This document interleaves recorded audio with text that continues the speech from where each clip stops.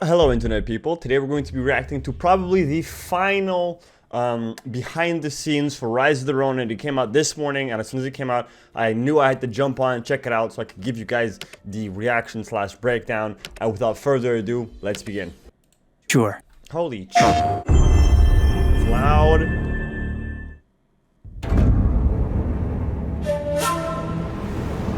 My dear sister, Rise is I one. hope these words find you. They may be my last.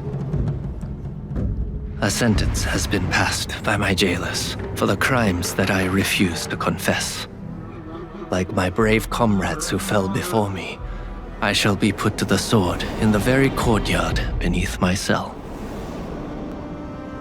I do not fear death. I welcome it with a smile, for it is better to be a crystal and broken than remain perfect like a tile upon the rooftop. This is not the end, dear sister. Emotional. It is now that our plot must live on through you. So find solace in the bonds of others, for it is here that our dream takes flight. A new dawn is spreading across this land. For me, the sky awaits. Rise of the Ronin. Coming out on Friday, by the way. Very excited for that. Rise is one.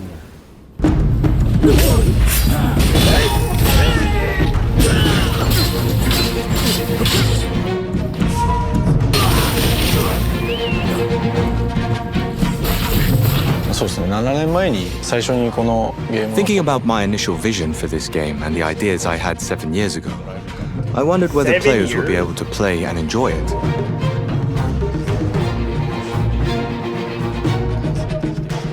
I honestly believe that many of those ideas and elements are now in the final game. As an open world, we reached a large scale. It's pretty cool how even though the game was in development for 7 years, they were able to keep their like core integrity and bring it to the final product. Because often you see that in games, they have a vision in the beginning, and then like after years and years, Suicide Squad, after years and years and years, it turns into something completely different, and it's just like a complete shamble of what it used to be. Scale of development, where it would have been impossible for Yasuda to look into and follow up on every single detail of the game. Prior to this game, I had worked as the sole director of Team Ninja, together with my team.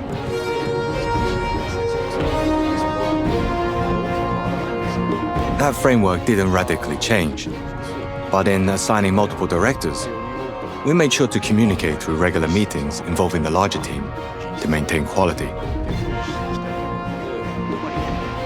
Obviously, it's not a task achievable alone. I believe Couldn't make the game couldn't make the game alone. Can't play the game alone. See what they're doing there? that he managed to build a strong trust relationship with the other directors around him. That's the spirit. I'm counting on you. It turns out Yasuda had helped towards the end of my previous project. He was sharing a lot of feedback. I got to hear about his philosophy, which convinced me that I wanted to work with him. I remember Yasuda joining Team Ninja as a new graduate when we were working on Ninja Gaiden 2.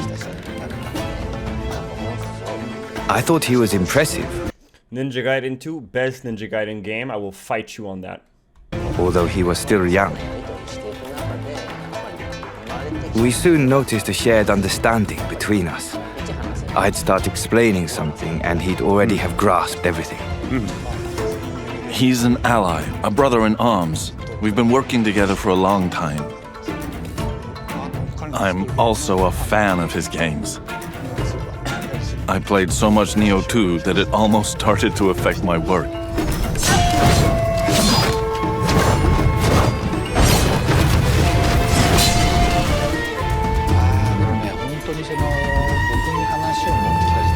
When he brought up the project, I saw how much planning, research, and effort Yasuda had already put into it. You could feel the passion from him and his team.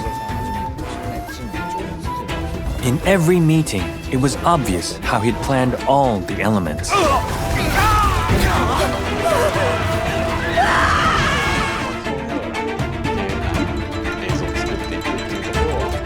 Keishi has this talent to get people to work together.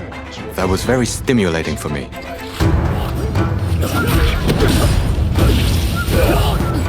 Oh, that's a new attack I haven't seen before. Keishi has this talent to get people to work together. That was very stimulating for me.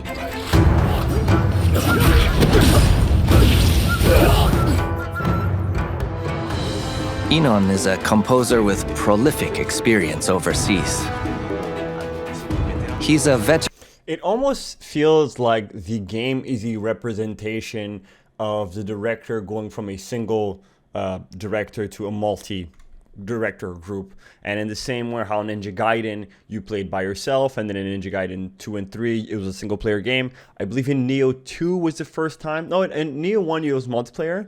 It was very loose, but it really feels like for Rise of the Ronin, it's going to be a very big aspect on the multiplayer, and that's and part of the reason why there's a multiplayer is because he wants to represent how he's gone from a single-headed director to like a multi-hydra director company. You get what I'm saying. In the field, but knew how to listen to our requests and proactively incorporate them into the project. It wasn't easy at the beginning. I really took upon myself to study Japanese music, study the scales, study the instruments. In fact, bought some of the instruments. And I can say that in the past 2 years, I really dove into this amazing world of Is that cultural appropriation? Japanese music. At the very end, we had a recording session in London with an orchestra, which was where I got to meet him in person for the first time. I remember the smile on his face when we finally met. You and I are true friends now, no doubt about it. If you're ever in trouble, just let me know. I'm glad that even though they're speaking in English, they have the Japanese accent, because a lot of games don't do that. It's like, oh, English speaking, they have the English voice actors, and it sounds like in perfect fluent English. I'm really glad that, like, hey, this is happening in Japan. Yes, people do speak English, but if they're gonna speak English, they're gonna have a Japanese accent.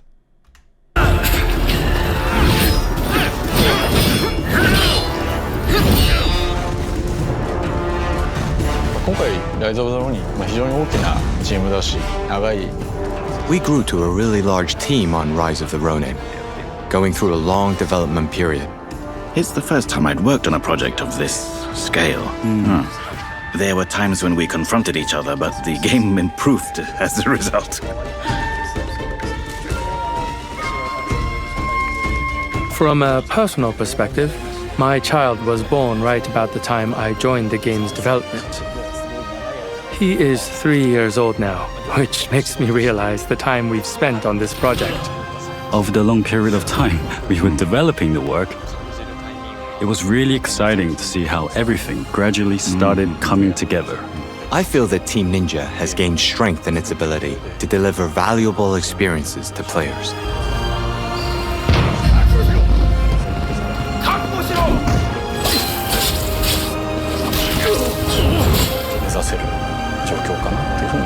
I think we're able to target bigger titles and even greater challenges in the future.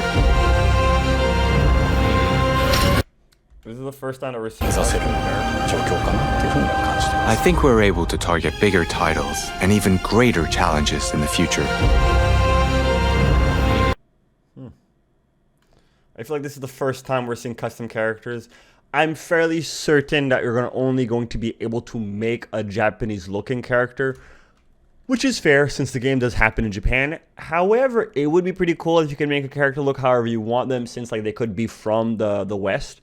But, you know, this remains to be seen.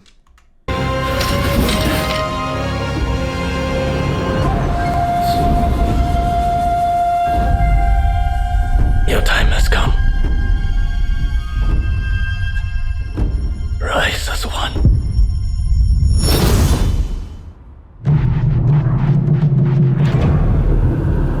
He said it. He said it right there. Oh my god, I was that's it, man. I was hoping for more information. I guess that's not going to be happening. I'm super excited for Rise of the Ronin. Let me know how excited you are in the comment section down below. And while you're down there, be sure to like, share, subscribe, all that good stuff. By the way, before you head out, I'm trying to hit 1,000 subscribers before the end of the year. If you guys could help me with that, it would be fantastic. And if you don't want to, well, remember, at the end of the day, I'm just some guy on the internet, and I'll see you guys next time. Peace.